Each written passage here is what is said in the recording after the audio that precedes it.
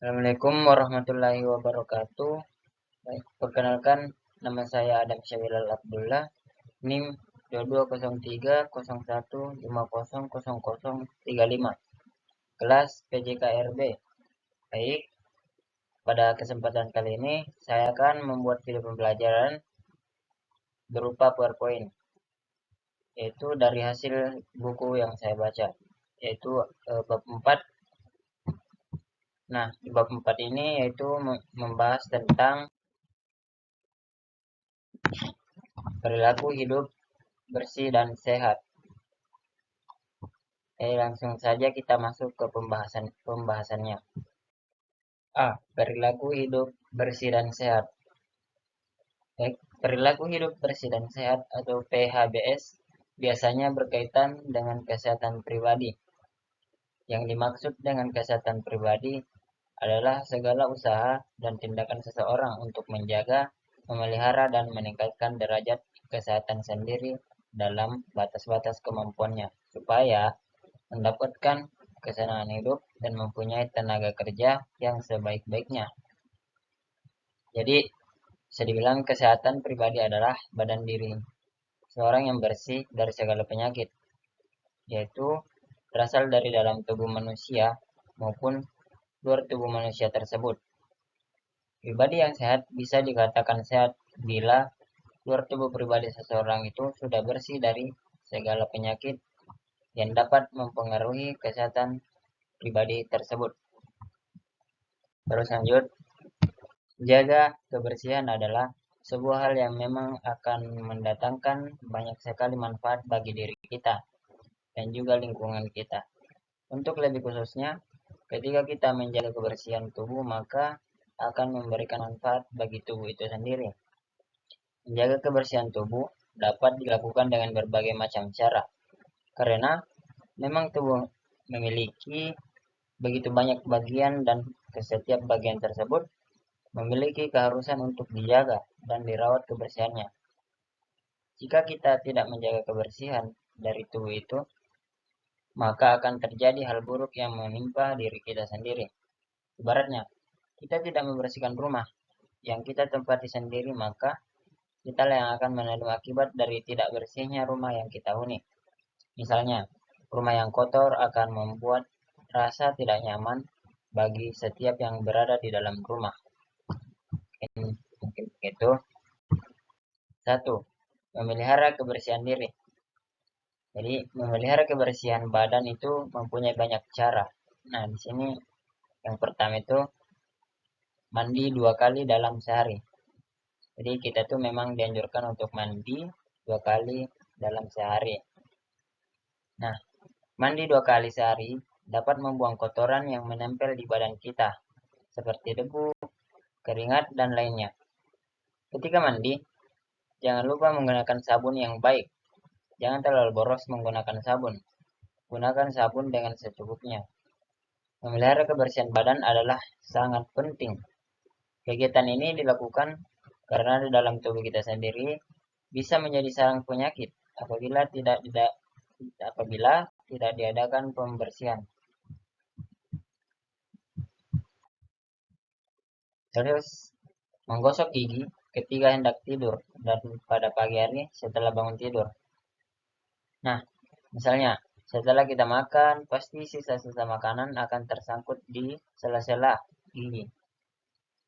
Apabila sisa-sisa makanan tersebut tidak dibersihkan, maka kuman akan memakannya pada saat kita sedang tidur. Dan jika terlalu lama tidak dibersihkan, sisa-sisa makanan itu makin menumpuk dan kuman pun juga akan menumpuk. Maka akan timbullah sakit gigi. Jadi itu mengapa kita dianjurkan untuk menggosok gigi sebelum tidur dan pagi hari pada saat kita bangun. Menjaga kebersihan rambut, kuku, dan telinga. Kita juga harus memelihara kebersihan rambut, kuku, dan telinga. Dengan beraktivitas sehari-hari, yang kita lakukan tidak terasa kulit kepala kita mengeluarkan keringat, sama seperti kulit yang terbuka. Keringat tersebut akan menahan debu yang menempel di rambut dan kulit kepala. Apabila terlalu lama tidak dibersihkan, maka kulit kepala kita akan terasa gatal. dan jika dibiarkan terus maka akan mengakibatkan luka yang sangat serius.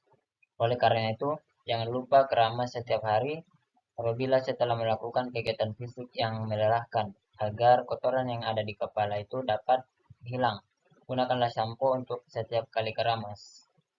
Demikian juga dengan kuku, hidung, dan telinga. Kuku dapat memanjang dengan sendirinya. Setiap hari tentu kita melakukan kegiatan, baik itu di tempat bersih maupun di tempat yang kotor. Ketika kita memegang sesuatu, mengambil sebongkah tanah misalnya, ada beberapa tanah yang masuk di sela-sela kuku. Secara tidak sadar, di dalam tanah tersebut hidup puluhan anak cacing. Cacing tersebut akan ikut termakan dan masuklah di perut. Di perut, cacing itu hidup sebagai hewan anaerob tanpa oksigen dan ikut beraktivitas. Apabila jumlah cacing itu banyak, maka perut akan terasa mulas dan dapat menyebabkan diare. Begitu juga dengan hidung dan telinga. Kita tahu bahwa telinga dan hidung itu mengeluarkan kotoran. Walaupun tidak banyak, hidung bukan mengeluarkan kotoran tetapi menyaring kotoran. Nah, kotoran-kotoran itu berasal dari debu-debu yang berterbangan dan ikut bersama udara yang kita hirup. Debu itu tersaring di bulu-bulu hidung yang mengandung lendir. Bila terlalu banyak debu atau kotoran, maka akan menumpuk di dalam hidung sehingga akan mempersulit kita untuk bernafas. Oleh karena itu, kita harus selalu membersihkan hidung dari kotoran. Nah, telinga juga dibersihkan dari benda-benda yang mengganggu. Setiap akan membersihkan telinga, gunakanlah cotton bud yang lembut, jangan terlalu dalam ketika membersihkannya, karena dapat merusak gendang telinga. Baik, lanjut. Terus ada juga menjaga kebersihan pakaian, kebersihan sepatu termasuk kaos kaki. Kita semua pasti memiliki pakaian. Pakaian yang kita pakai harus bersih. Kebersihan pakaian itu penting karena pakaian juga dapat menjadi sarang kuman apabila tidak dibersihkan. Kuman-kuman itu dapat menyebabkan gatal-gatal pada kulit ataupun bahkan penyakit kulit. Jadi untuk itu cucilah pakaian setelah digunakan dengan deterjen dan keringkanlah hingga kering. Lanjut, kebersihan kamar tidur. Keadaan kamar tidur dapat mencerminkan kepribadian seseorang. Apabila kamar tidurnya rapi, berarti mencerminkan bahwa orang tersebut sadar akan kesehatan. Kamar tidur yang tidak karuan atau acak-acakan dapat mengganggu pandangan mata. Di samping itu, jika jarang dibersihkan, dapat menjadi sarang penyakit, misalnya nyamuk atau tikus. Nyamuk dapat menggigit menyebabkan kulit terasa gatal dan bisul. Tikus juga dapat menggigit dan menyebabkan penyakit yaitu penyakit rabies. Bersihkanlah tempat tidurmu sehari sekali setiap bangun tidur. Dan bersihkanlah seluruh kamarmu setidak-tidaknya seminggu sekali.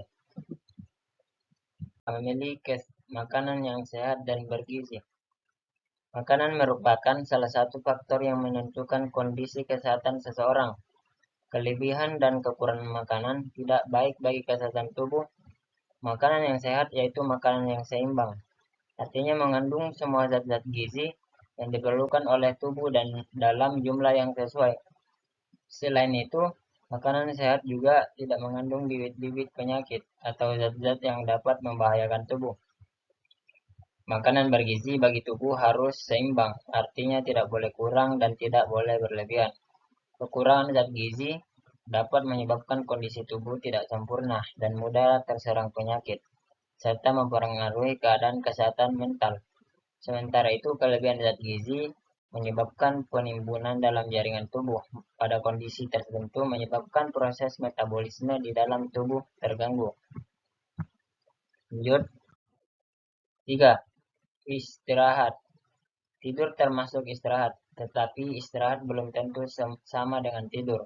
Beristirahat artinya berhenti sebentar untuk melepaskan lelah, sedangkan tidur artinya mengistirahatkan badan dan kesadarannya.